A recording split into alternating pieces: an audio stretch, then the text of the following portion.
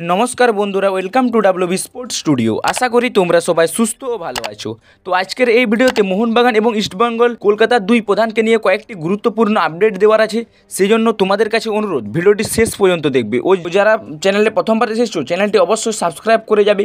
ভারতীয় ফুটবলের খেলার খবর তোমরা এই চ্যানেলের মাধ্যমে সবার আগে পেয়ে যাবে। সেই জন্য তোমাদের কাছে অনুরোধ, চ্যানেলটি অবশ্যই সাবস্ক্রাইব করে যাবে। তো প্রথমেই যে আপডেটটি দিয়ে শুরু করব মোহনবাগানের গুরুত্বপূর্ণ খেলোয়াড় আশিস রায়কে নিয়ে। তো আমরা যেমনটা জানি যে জাতীয় দলে চোট পেয়ে তিনি কিন্তু মোহনবাগান অনুশীলনে বা মোহনবাগান শিবিরে ফিরেছিলেন।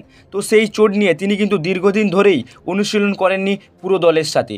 তো তিনি কিন্তু সাইড লাইন থেকে রিহাব সারছিলেন। এই মুহূর্তে যেটুকু খবর রয়েছে যে তিনি কিন্তু মোহনবাগান পুরো দলের সঙ্গেই কিন্তু অনুশীলন করছেন বল পায়ে। তো প্রথম থেকেই তিনি কিন্তু মোহনবাগান অনুশীলনে বল পায়ে তার সতীর্থদের সাথে অনুশীলন করছেন এবং কিছুটা অনুশীলনের মোহনবাগানের অনুশীলন শেষে তিনি কিন্তু অনুশীলন করেননি, তিনি কিন্তু সাইড লাইন থেকে তার সতীর্থদের অনুশীলন দেখছিলেন। তো এই মুহূর্তে যেটুকু খবর বেরিয়ে আসছে যে আশিস রায় এই মুহূর্তে তার পুরো টিমের সঙ্গে অনুশীলন করলেও তিনি কিন্তু পুরোপুরি ম্যাচ ফিট নন।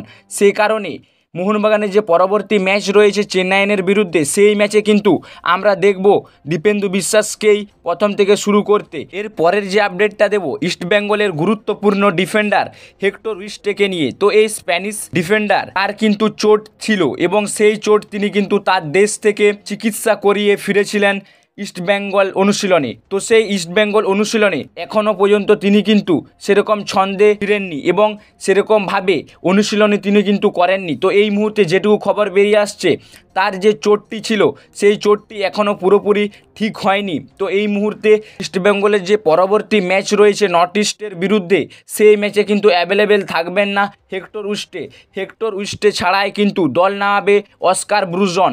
এটি কিন্তু এই মুহূর্তে খবর রয়েছে। পরবর্তী যে আপডেটটা দেব নামগেল ভুটিয়াকে নিয়ে। তো 25 বছর বয়সী এই ভারতীয় রাইট ব্যাক, যিনি কিনা এই মুহূর্তে রয়েছেন বেঙ্গালুরু এফসির সঙ্গে, তার সাথে কিন্তু 2026-এর 31শে মে পর্যন্ত চুক্তি রয়েছে বেঙ্গালুরু এফসির। তো 25 বছর বয়সী এই রাইট ব্যাক, যার মার্কেট ভ্যালু 1 কোটি টাকা, এই প্লেয়ারকে এই মুহূর্তে কিন্তু নিতে চাইছে কেরালা ব্লাস্টার্স এফসি।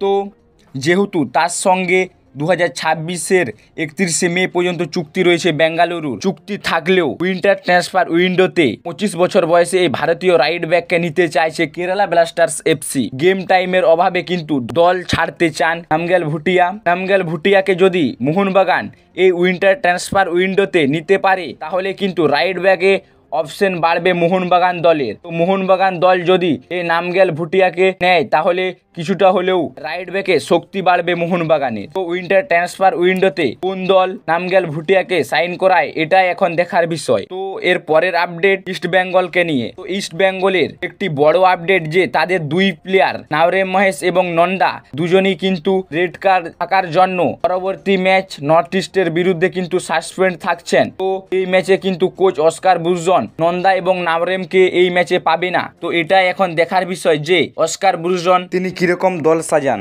লাস্ট যে আপডেটটা দেব ইস্টবেঙ্গলের কোচ ডিমাস ডেলগাডোকে নিয়ে, যিনি কিনা এক সময় কার্লোস কুয়াদ্রাদের সহকারী কোচ ছিলেন।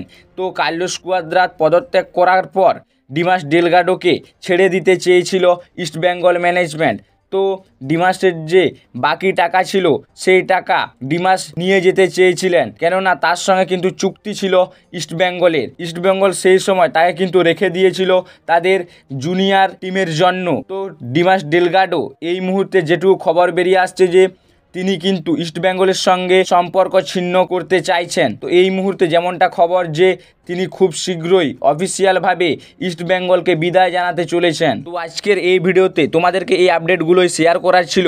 ভিডিওটি ভালো লাগলে অবশ্যই লাইক, শেয়ার ও আমার চ্যানেলে প্রথমবারের জন্য এসে থাকলে চ্যানেলটি অবশ্যই সাবস্ক্রাইব করে যাবে। ভারতীয় ফুটবলের খেলার খবর তোমরা এই চ্যানেলের মাধ্যমে সবার আগে পেয়ে যাবে। তো সবাই একটি করে সাবস্ক্রাইব করে যাবে। চলো দেখা হবে নেক্সট ভিডিওতে। ধন্যবাদ।